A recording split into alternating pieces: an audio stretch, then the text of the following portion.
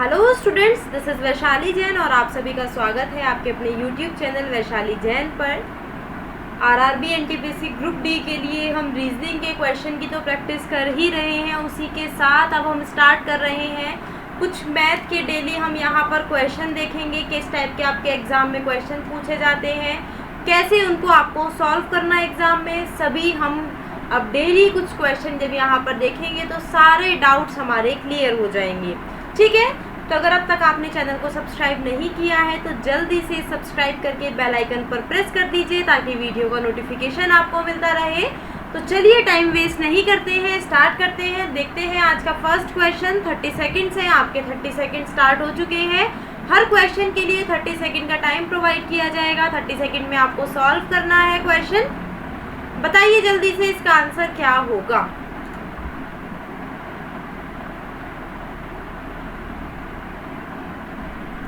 ऐसे क्वेश्चन ही आपके एग्जाम में पूछे जाते हैं।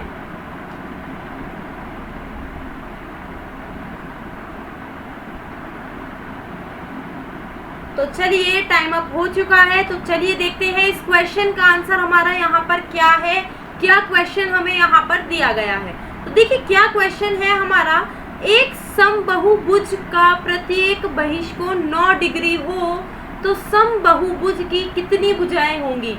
देखिए समबाहुभुज मतलब जिसके समान भुजाएं हैं, कोई भी आकृति है, जितनी भी आकृति उसमें है उसकी जो सारी भुजाएं हैं वो क्या है, समान है। तो हमें क्या बताना है, उसकी कितनी भुजाएं होंगी। ठीक है, अब इसके लिए देखिए यहाँ पर सपोज कीजिए जो भुजाएं हैं, सपोज कीजिए जो भुजाएं हैं वो कितनी है, वो है n। अब आपको पता है जब हम कोई भी आकृति बनाते हैं, जैसे अभी सर्कल बनाया तो इसमें क्या हुआ, 360 डिग्री का एंगल होता है, तो हम 360 डिग्री ही इसमें लेंगे। ठीक है, प्रत्येक एंगल, प्रत्येक कोण किसके बराबर होता है, 360 डिग्री बटे n। किसके बराबर होता है, 360 डिग्री बटे n। अब इसमें यहाँ पर बहिष्कोण की बात करी गई है। दो टाइप के कोण होते हैं, अंत्यकोण और बहिष्कोण। यहाँ पर बहिष्कोण की बात करी गई है, इसलिए हमने यहाँ पर 360 डिग्री लिया है।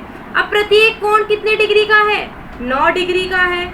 और हमें क्या बताना है, कितनी भुजाएं हैं। तो हम इसको ऐसे सॉल्व करेंगे तो कितनी भुजाएं हमारी यहाँ पर देखिए आने वाली है।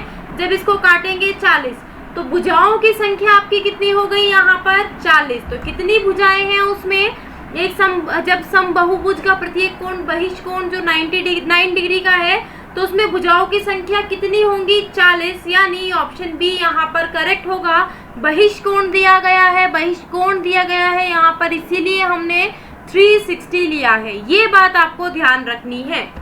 आगे चलते हैं नेक्स्ट क्वेश्चन, और इस क्वेश्चन के लिए 30 सेकेंड का टाइम शुरू हो चुका है। जल्दी से बताइए क्या इसका आंसर होगा। कमेंट करके आपको सभी आंसर यहाँ पर बताने हैं, और लास्ट में 15 में से कितने आपके नंबर आए हैं वो भी आपको यहाँ पर बताना है। चलिए जल्दी से बताइए इसका क्या आंसर होगा।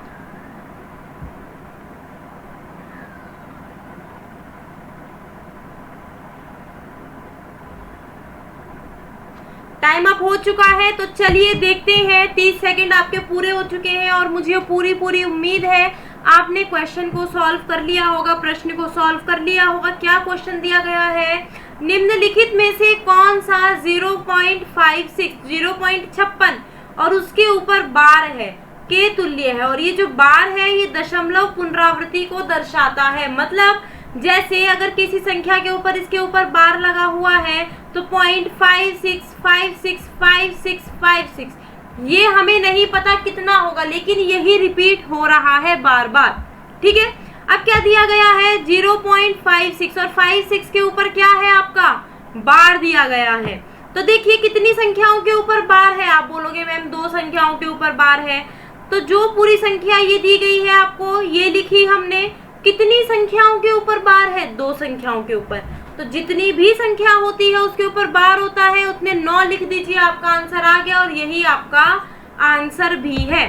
तो यहाँ पर आंसर क्या हो गया, 2 संख्या कौन सी थी जिनके ऊपर बार था, 56 थी। और कितनी उसमें कितनी संख्याएं थी, 2 संख्याएं, तो उतने हमने 9 लिख दिए। तो 56/99 आंसर, यानी ऑप्शन सी यहाँ पर करेक्ट आंसर है।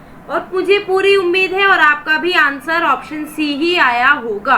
कमेंट करके सभी को अपना आंसर भी बताना है। नेक्स्ट क्वेश्चन, अगला प्रश्न है ये रहा। इसमें मुझे उम्मीद है 60% बच्चे फंसेंगे, लेकिन अब देखते हैं कौन कौन सही आंसर करता है। और इस क्वेश्चन के लिए आपका टाइम शुरू हो चुका है। जल्दी से बताइए इसका आंसर क्या होगा। जल्दी से कमेंट करके बताइए इस क्वेश्चन का आंसर क्या होगा। सभी बच्चों को इसका आंसर देना है। लास्ट में अपना स्कोर आपको चेक करना है, आपने कितने प्रश्नों का सही उत्तर दिया है, कितने आपके प्रश्न गलत हुए हैं। पूरा आपको एनालिसिस करना है, पूरा आपको इसको देखना है, कहाँ आपका वीक सेक्शन है, क्या है, कितने टाइम में आप सॉल्व कर रहे हैं क्वेश्चन, सब आपको वीडियो के लास्ट में देखना है। अब देखिए क्या है, दिए गए संख्याओं का सही आरोही क्रम कौन सा है।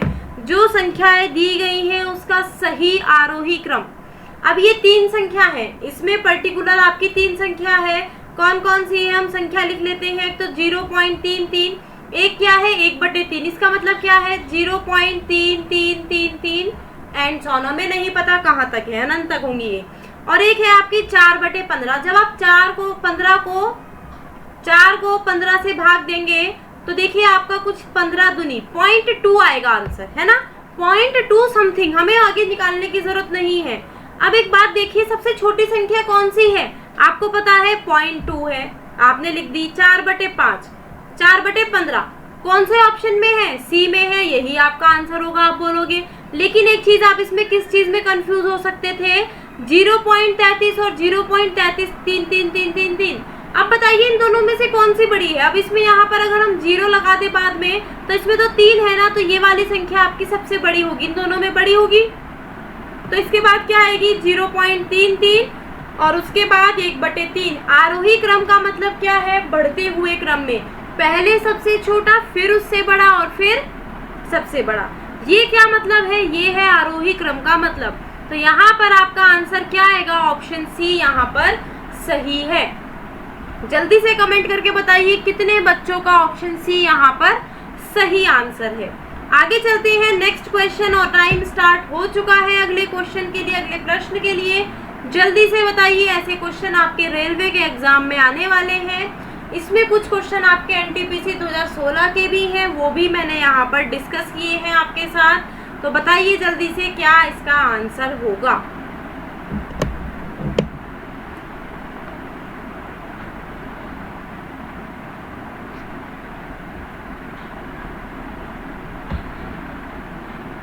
और आपका समय समाप्त हो चुका है, आपका समय समाप्त नहीं हुआ है, प्रश्न के लिए करने का समय समाप्त हुआ है, ठीक है। आप बोलोगे मैम आप तो हमारा ही समय समाप्त कर रही है, ऐसा नहीं है, मतलब प्रश्न का समय समाप्त हुआ। अब देखिए क्या है प्रश्न, ईशान का एक अच्छे श्रमिक की तरह कमल से दोगुना कार्य,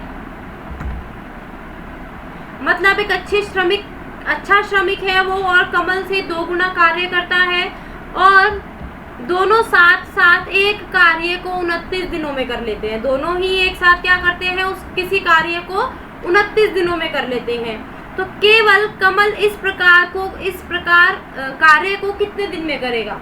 तो जो कमल है वो कितने दिनों में अकेला इस कार्य को करेगा। अगर वो ईशान जो है किसी कार्य को कमल से 2 गुना टाइम में 2 गुना करता है, मतलब उसकी एफिशिएंसी, यहाँ पर एफिशिएंसी की बात की गई है। यहाँ पर आप ये मत समझिएगा कि यहाँ पर क्या दिया गया है कि 2 गुना समय में, समय नहीं है, 2 गुना कार्य करता है, मतलब उससे जो उसकी एफिशिएंसी है वो 2 गुना है। मतलब सपोज कीजिए कमल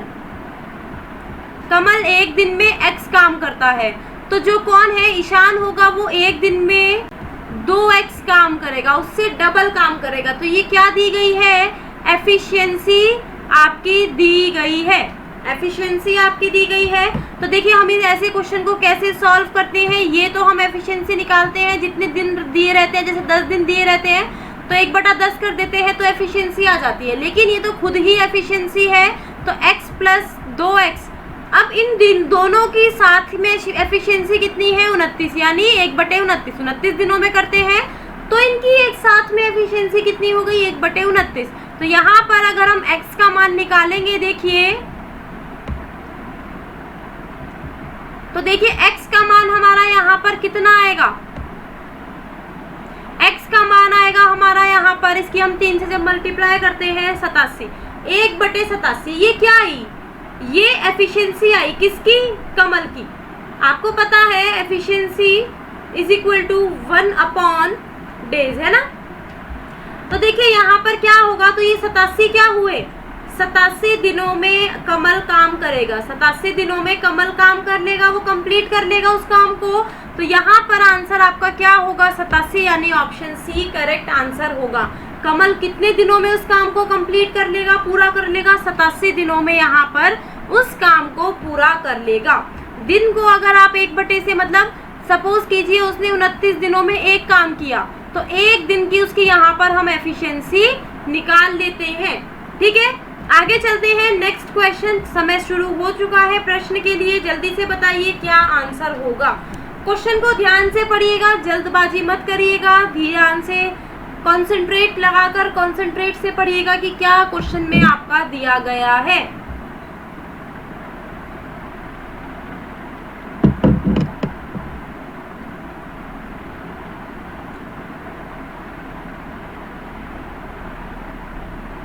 चलिए, समय समाप्त हो चुका है। देखते हैं क्वेश्चन को कैसे सॉल्व करेंगे। क्या क्वेश्चन दिया गया है, दीक्षा ने प्रतिवर्ष 5% साधारण ब्याज पर 500 रुपये उधार लिया। दीक्षा है, उसने 5% की दर से साधारण ब्याज पर 500 रुपये उधार लिया।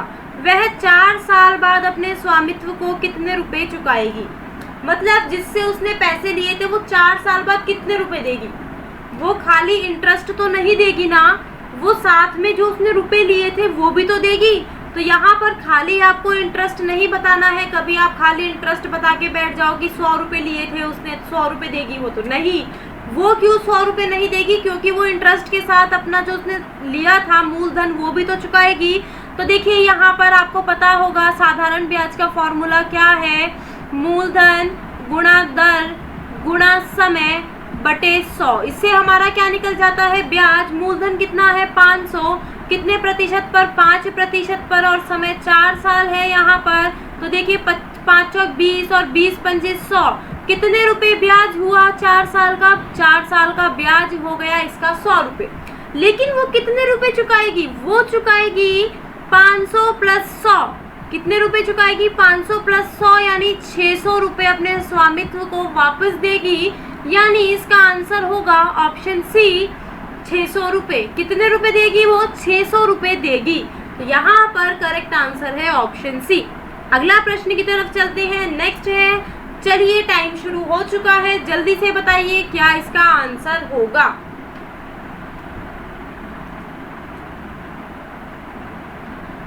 मुझे पूरी उम्मीद है आपको प्रश्न समझ में आ रहे होंगे और आपको पसंद भी आ रहे होंगे। अगर प्रश्न समझ आ रहे हैं, पसंद आ रहे हैं, तो लाइक और शेयर करने में कंजूसी बिल्कुल ना करें। पूरा एंड तक देखिए वीडियो को, एक एक क्वेश्चन को मैं डिटेल में आपको समझाऊंगी। तो यहाँ पर ये जो प्रश्न दिया गया है क्या है, 1 सेंटीमीटर त्रिज्या तथा 2 सेंटीमीटर ऊंचाई के लंब वृत्तीय बेलन का आयतन घन सेंटीमीटर में है। क्या बताना है यहाँ पर, आयतन मतलब वॉल्यूम, आयतन मतलब वॉल्यूम। जो बेलन होता है उसकी वॉल्यूम कितनी होती है, बेलन की वॉल्यूम होती है पाई आर स्क्वायर एच। क्या होती है, पाई आर स्क्वायर एच। आर मतलब रेडियस यानी त्रिज्या, एच मतलब हाइट यानी ऊंचाई। तो देखिए पाई 22/7, आर कितनी है यहाँ पर, त्रिज्या 1 सेंटीमीटर है, आर स्क्वायर है तो 2 बार गुणा करेंगे, एच क्या है 2 है यहाँ पर। तो हम इसको सॉल्व करेंगे तो क्या आएगा, 44/7 घन सेंटीमीटर।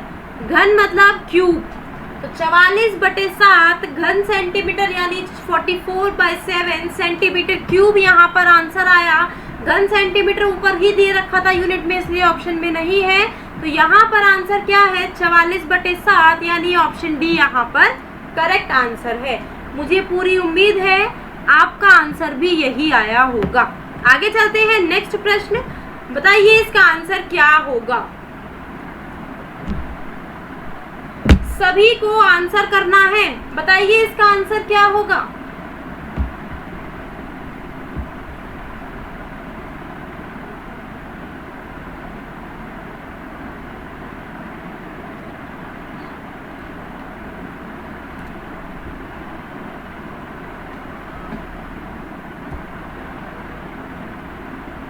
चलिए समय समाप्त हो चुका है।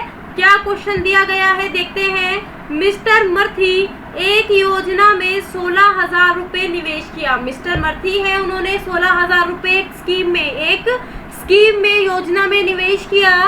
वह वयस्क होने पर कितना धन प्राप्त करेगा।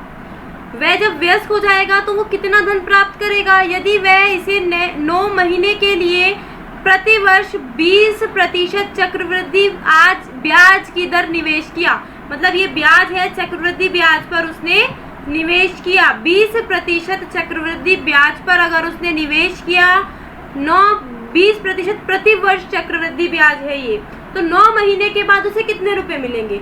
अब देखिए ये जो 20% प्रति वर्ष कहा गया है ये 12 महीनों के लिए है। कितने महीनों के लिए? 12 महीनों के लिए है।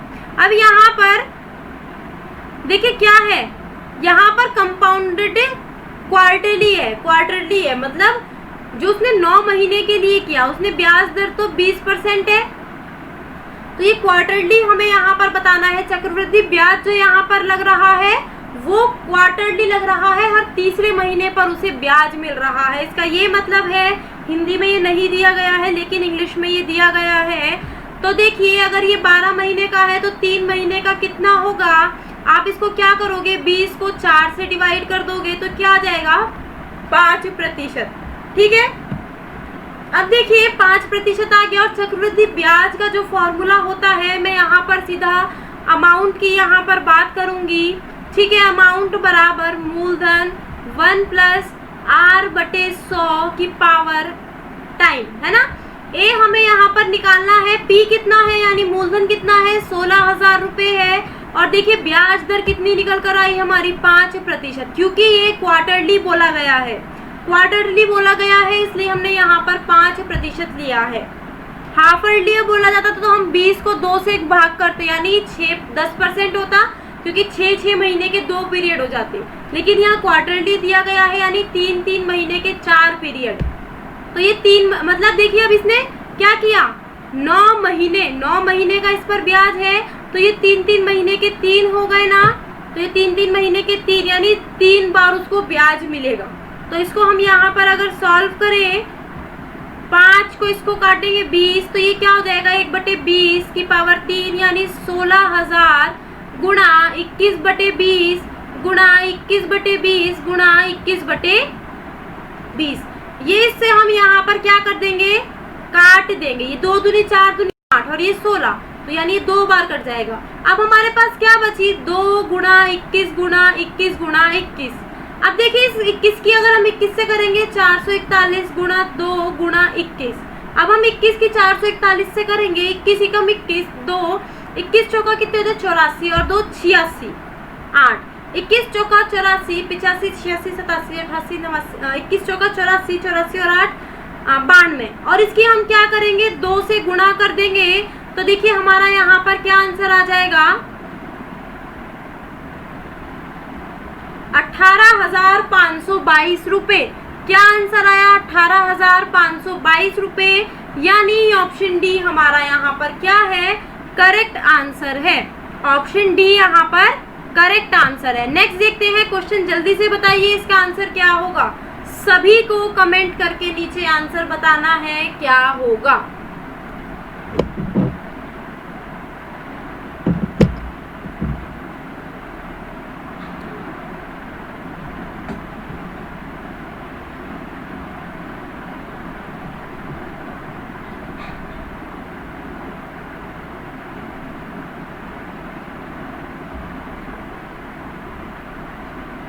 तो देखिए यहाँ पर जो हमारा प्रश्न दिया गया है वो क्या है, एक वस्तु को 4% और 6% लाभ पर विक्रय करने से नकदी अंतर 3 रुपए है। दोनों विक्रय मूल्यों का अनुपात है, दोनों विक्रय मूल्य का हमें यहाँ पर अनुपात बताना है।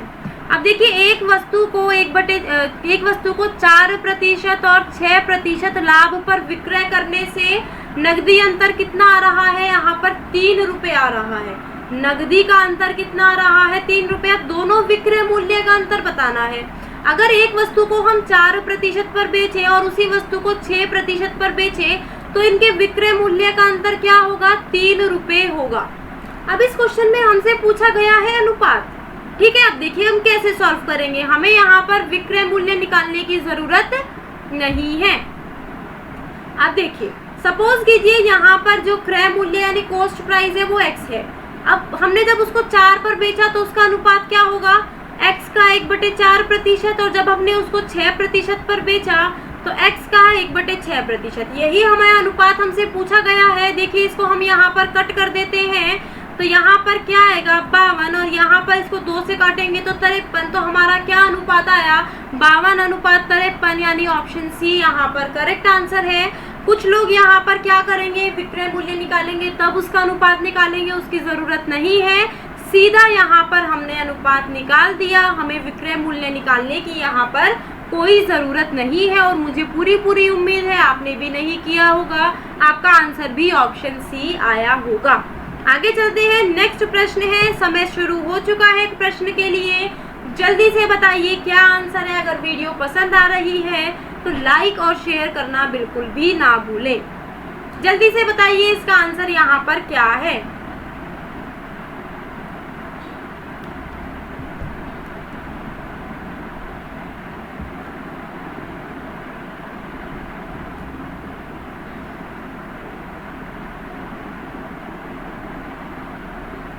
चलिए तो देखते हैं अब क्या दिया गया है। ये एक सिंप्लीफिकेशन का छोटा सा क्वेश्चन दिया गया है। इसमें क्या करनी है, गणना करें।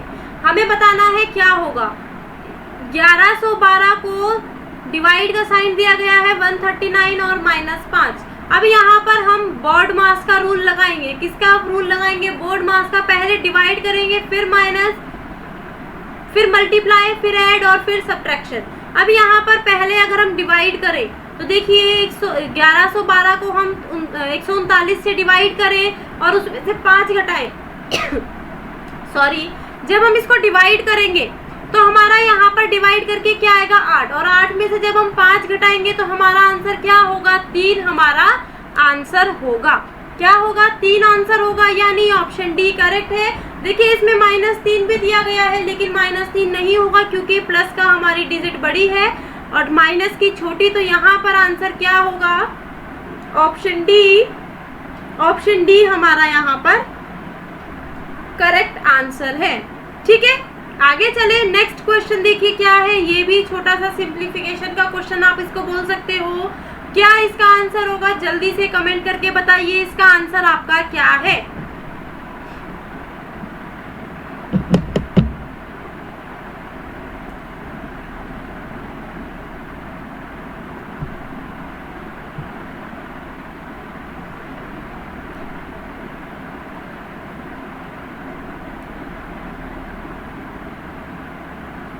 तो चलिए देखते हैं ऐसे क्वेश्चन को हम, ऐसे प्रश्नों को कैसे जल्दी हम सॉल्व कर सकते हैं। 34 का 15% क्या है, क्या दिया गया है, 34 का 15%। अब देखिए 34 का 15% यानी 34 गुणा 15/100। अब इसको कैसे सॉल्व करेंगे, आप इसको 10 + 15 भी तो लिख सकते हो, 10 + 5 तो भी 15 हो जाएगा। अब 34 का 10% कितना होगा, 3.4 है ना, और 5% तो इसका आधा कर दोगे तो क्या होगा 1.7। अब आप इसको जोड़ दोगे तो क्या आ जाएगा 5.1, यानी ऑप्शन ए यहाँ पर करेक्ट होगा। 34 का 15% क्या है, 34 का 15% है 5.1, यानी 5.1 यहाँ पर आंसर है, यानी ऑप्शन ए यहाँ पर करेक्ट आंसर है। आई होप आपको ये क्वेश्चन समझ में आ गया होगा। हम इसको क्या लिख सकते हैं, 10, हमने 15 को क्या लिखा, 15 को हम 10 + 5 लिख सकते हैं, तो हमने वही लिखा और यही हमारा आंसर भी आ गया। आगे चलते हैं, नेक्स्ट क्वेश्चन, आंसर बताइए इसका, जल्दी से बताइए।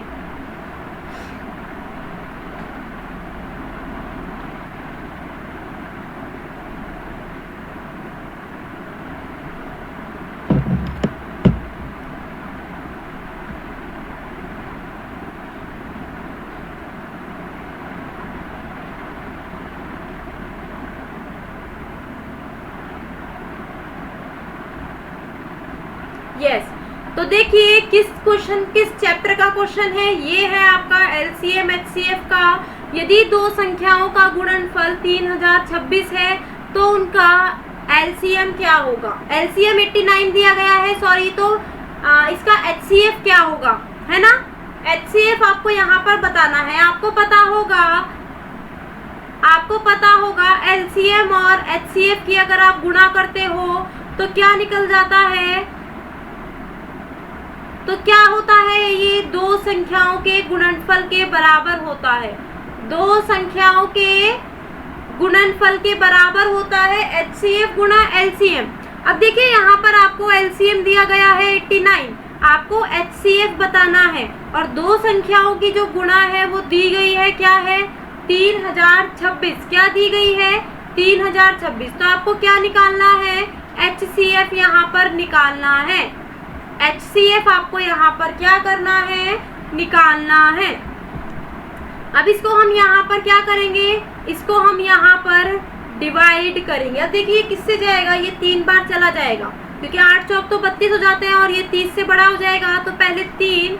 अब देखिए 9 तिया 27, 26 और देखिए ये 5 और यहाँ पर आपका आएगा 3। अब देखिए किससे चला जाएगा, 8 चौक 32 से चला जाएगा, ये 9 चौक 36, 3, 8 चौक 32 और 3। तो अब तो यहाँ पर आंसर क्या आया आपका, एचसीएफ क्या आया, 34, यानी ऑप्शन बी आपका क्या होगा, यहाँ पर करेक्ट आंसर होगा। क्या, ऑप्शन बी 34 यहाँ पर सही उत्तर है।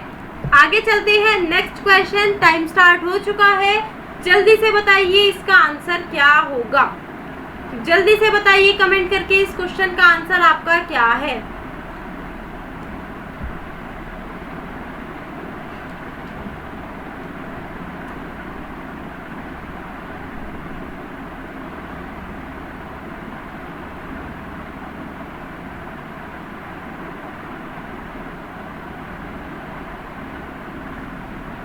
तो यहाँ पर आपका टाइम अप होता है। तो देखते हैं क्या क्वेश्चन दिया गया है। Divide ₹210 in the ratio 2:3:4:5 the respective amounts are.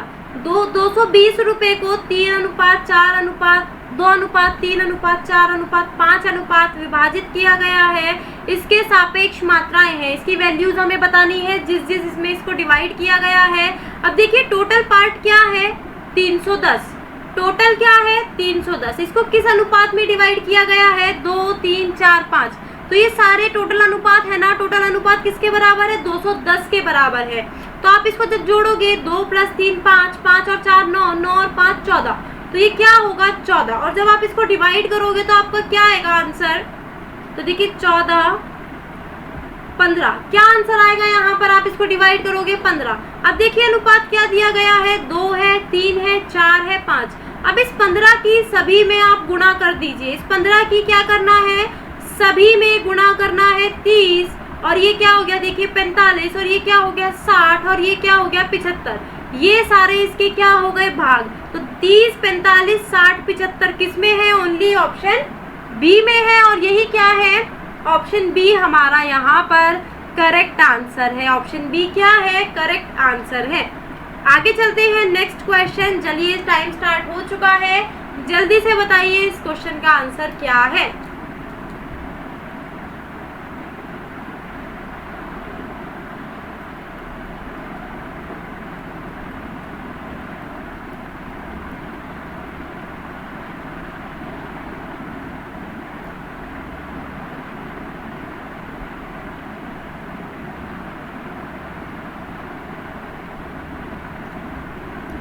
क्या क्वेश्चन दिया गया है, आई होप आपने सभी ने इसका आंसर बिल्कुल सही दिया होगा। अभी चेक करते हैं। एक स्कूल में 200 विद्यार्थी हैं, ठीक है, जिसमें 1/5 क्या है, लड़के हैं।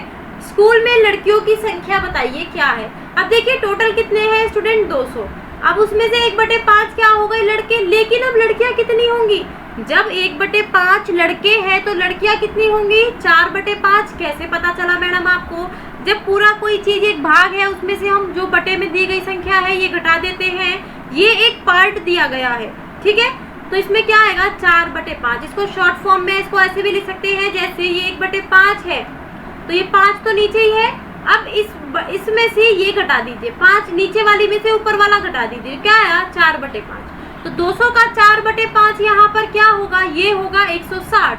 तो कितनी लड़कियां हैं, 160 लड़कियां हैं, यानी ऑप्शन ए हमारा क्या है यहाँ पर करेक्ट आंसर है। क्या है ऑप्शन ए यहाँ पर करेक्ट आंसर है। कितनी लड़कियां हैं, 160 स्कूल में लड़कियां हैं। आगे चलते हैं, नेक्स्ट क्वेश्चन जल्दी से बताइए इसका आंसर क्या होगा यहाँ पर।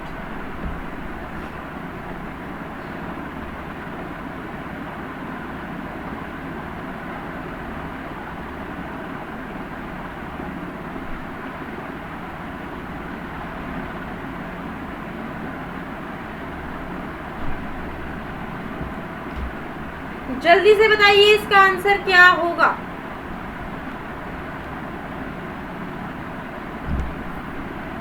अब देखिए यहाँ पर क्या दिया गया है, आपका sin x की वैल्यू दी गई है। क्या दिया गया है, sin x की वैल्यू 4/5।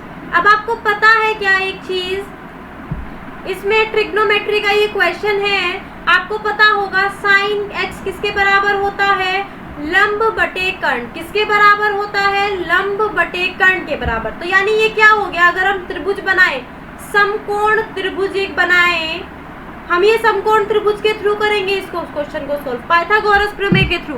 अब देखिए हमें पता है ये क्या हो गया, लंब बटे कर्ण। तो लंब क्या हो गया 4 और कर्ण क्या हो गया 5। तो हम आधार नहीं निकाल सकते क्या, बिल्कुल निकाल सकते हैं। 5 का स्क्वायर बराबर आधार का स्क्वायर प्लस 4 का स्क्वायर 25 माइनस 16 बराबर a स्क्वायर। a हमारा क्या निकल कर आएगा यहाँ पर √9 यानी 3। तो आधार क्या आ गया हमारा 3। आधार हमने यहाँ से निकाल लिया। अब देखिए हमसे क्या पूछा गया है, cosec x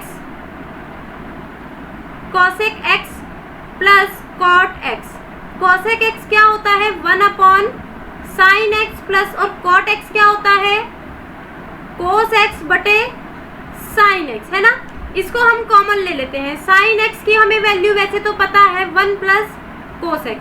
sin x की वैल्यू हमारे यहाँ पर क्या दी गई है 4/5, और cos x की वैल्यू क्या होती है, cos x किसके बराबर होता है, आधार बटे कर्ण के बराबर, है ना। आधार कितना है 3 हमने निकाला और कर्ण 5। तो हम इस इक्वेशन को सॉल्व नहीं कर सकते क्या, बिल्कुल कर सकते हैं। अब देखिए अगर हम 1 + 3/5 करते हैं तो क्या आ जाता है, ये तो नीचे 4/5 है, ये 5 तो ये 8/5। अब इसको हम काटेंगे तो क्या हो गया, ये नीचे वाली से नीचे वाली और ऊपर वाली से ऊपर वाली। तो क्या आंसर आया 2। तो cosec x और cot x का आंसर क्या होगा 2, यानी ऑप्शन सी हमारा यहाँ पर क्या है करेक्ट आंसर है। ऑप्शन सी करेक्ट आंसर है। आई होप आप सभी को ये क्वेश्चन समझ में आया होगा। नेक्स्ट क्वेश्चन और आज का लास्ट क्वेश्चन, जल्दी से बताइए इसका आंसर क्या होगा। अभी वीडियो के लास्ट में आपको अपना स्कोर भी बताना है, आपका स्कोर कितना हुआ है, कितने मार्क्स आपके आए हैं, सभी आपको बताना है। जल्दी से बताइए इस क्वेश्चन का आंसर क्या है।